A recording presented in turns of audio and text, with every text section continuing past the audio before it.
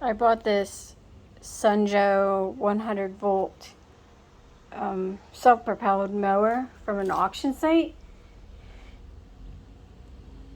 and it didn't want to go or mow or turn on.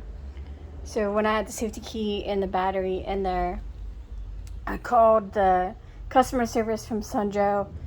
They had me do some resets with the levers and holding the start button on the